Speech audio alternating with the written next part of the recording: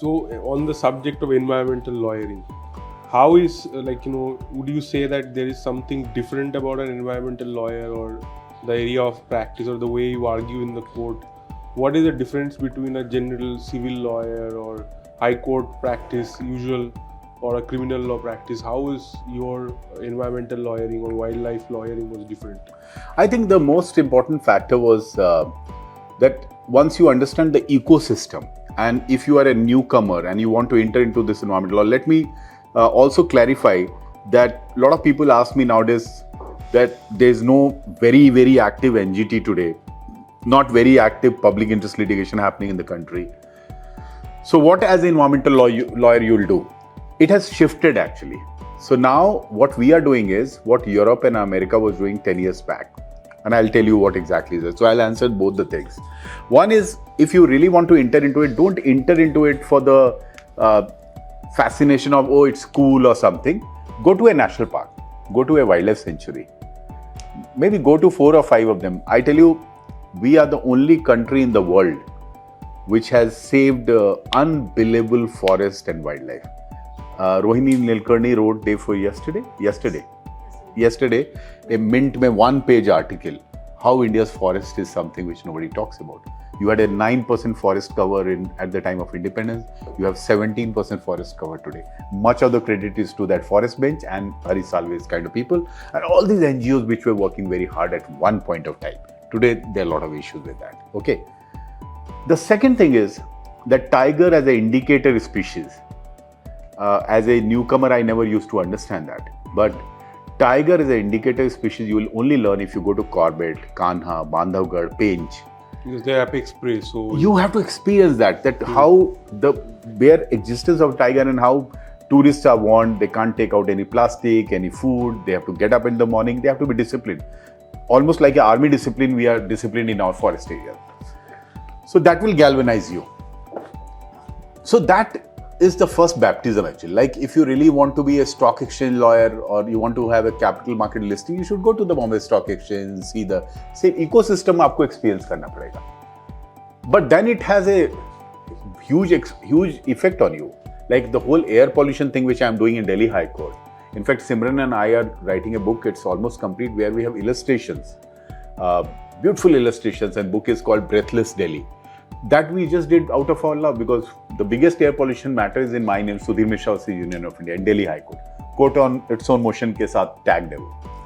So you get deeper and deeper into it. The moment you start liking, and this is only true to Ramanuj to environmental law, you don't have to like IPR or tax to become. Environment is more an emotional thing. And like a lot of people in IPR also feel the same way. They are emotional about the intellectual property, like patents. Patent is something they live with. So environment is also that. That's the first requirement. The second thing is still there are, if you ask me, I get queries from people, can you suggest an environmental lawyer?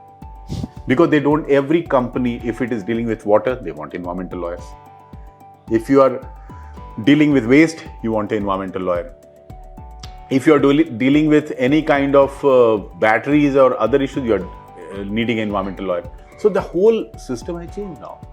The biggest challenge is manufacturing boom that is coming. Manufacturing and the broad basing of infrastructure projects. Yes. So everybody needs a regulatory person who can go to the Pollution Control Board, write reports, prepare the environmental impact assessment reports. So all the projects that are now coming up, everything. So if you have an environmental lawyer, he can advise you right from the term sheet stage.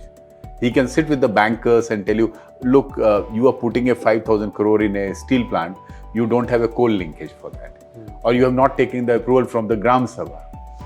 So all those things were never happening. Now it is happening. So I can tell you, if you see closely, ESG will have many jobs now. We are as a law firm preparing so many ESG reports. What a Deloitte or a Pricewaterhouse does. We did a report for OP Jindal University, how much water they consume, how much water goes in their toilets, what are their regulatory clearances. They wanted it on their own and we prepared it. So new opportunities are coming. Thanks. New opportunities are coming and there will be huge fascination for environmental lawyering because it is supposed to be a cool thing. When the Prime Minister spoke in the Hindustan Times convention, he said first green budget. Because how India is performing, consider it, we represent a lot of EV space today, electric vehicle space. You name the big client and we have that today. And they came because they wanted an environmentally conscious firm. Now, who had thought about that in 2001? So one of the companies, electric one, has 200 odd stores across India. And even in our office, we have electric scooters now. The reason is India is the 10th fastest growing market in electric vehicle in the world. In normal combustion engines, our ranking is much lower. So environment is going to grow bigger and bigger as a practice. You have to just combine it with little bit of forest and wildlife or expertise in EIA, environmental impact assessment, environment management plan. Because court craft and court litigation, you will learn it by your normal litigations only. But for environment per se, you will need to know all those things.